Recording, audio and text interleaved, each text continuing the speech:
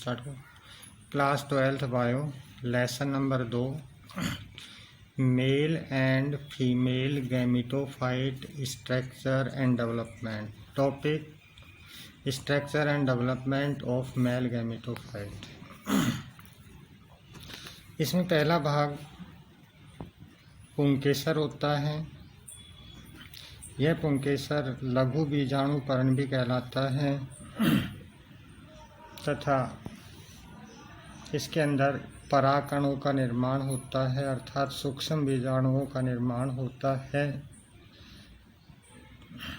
पुंकेसर के 3 भाग होते हैं।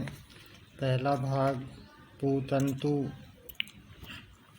यह पतला, लंबा, लचीला और धागे के समान भाग होता है। यह सब पुंकेसर का सबसे निचला भाग है। यह पुष्प के, इसका जो निचला भाग होता है पुष्प के पुष्पासन से जुड़ता है तथा इसके शीर्ष भाग पर परागकोश स्थित होता है।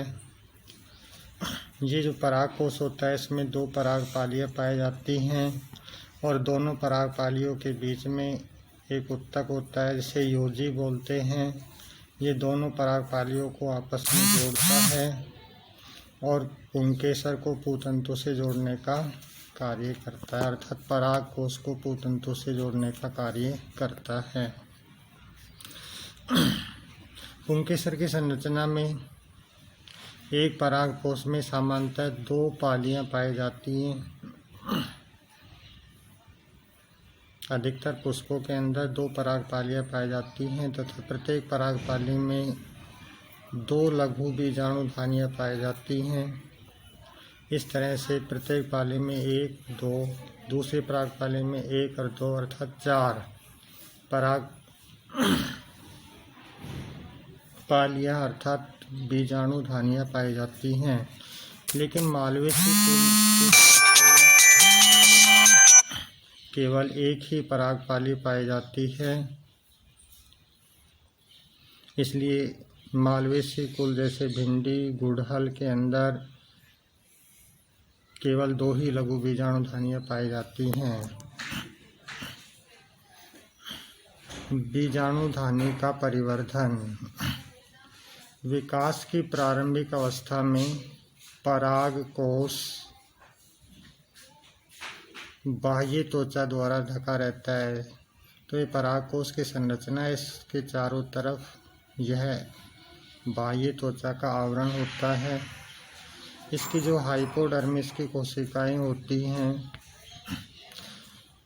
हाइपोडर्मिस के समीप की कोशिकाएं सक्रिय हो जाती हैं अर्थात विभजोतक हो जाती हैं। ये अपना आकार बढ़ाने लगती हैं और विशेष प्रकार की कोशिकाएं बनाती है जिनको प्रैप्सु कोशिकाएं कहते हैं।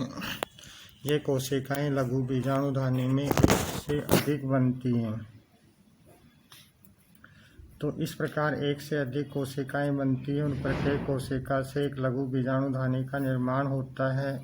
इस प्रकार से पुष्पीय पादपों में परिवर्तन की जो प्रक्रिया है उसको यूस्पोरेंजिएट प्रकार कहा जाता है, जिससे इसमें 1 से अधिक परागपालियाँ बनती हैं।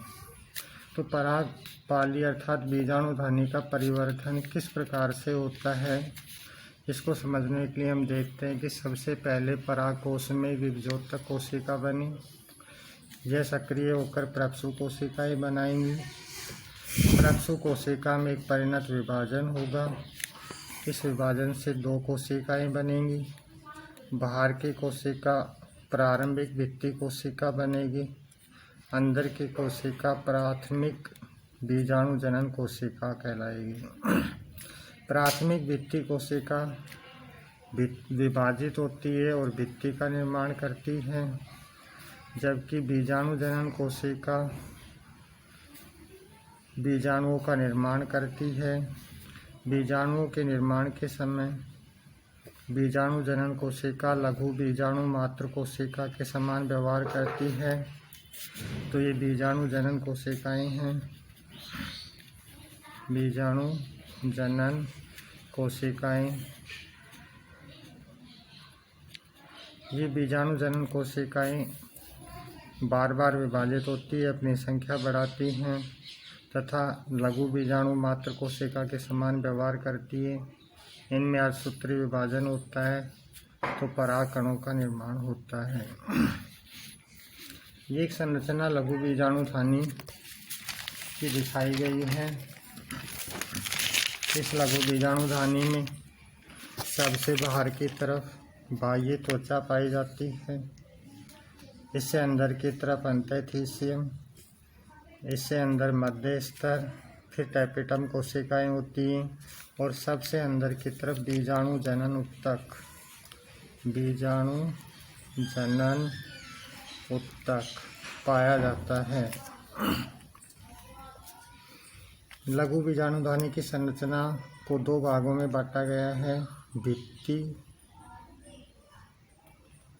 कोशिकाएं तथा बीजाणु जनन ऊतक। तो परागकोश की जो भित्ति होती है उसके 4 भाग पाए जाते हैं। सबसे बाहर बाह्य त्वचा स्थित होती है। यह एक कोशिकीय परतीय संरचना होती है जो बीजाणुधानी को चारों तरफ से कवर करने का काम करती है। इससे अंदर की तरफ दूसरा भाग होता है एंथीसियम। एंथीसियम की कोशिकाओं पर अल्फा सेलुलोज की पट्टियां पाई जाती हैं। तो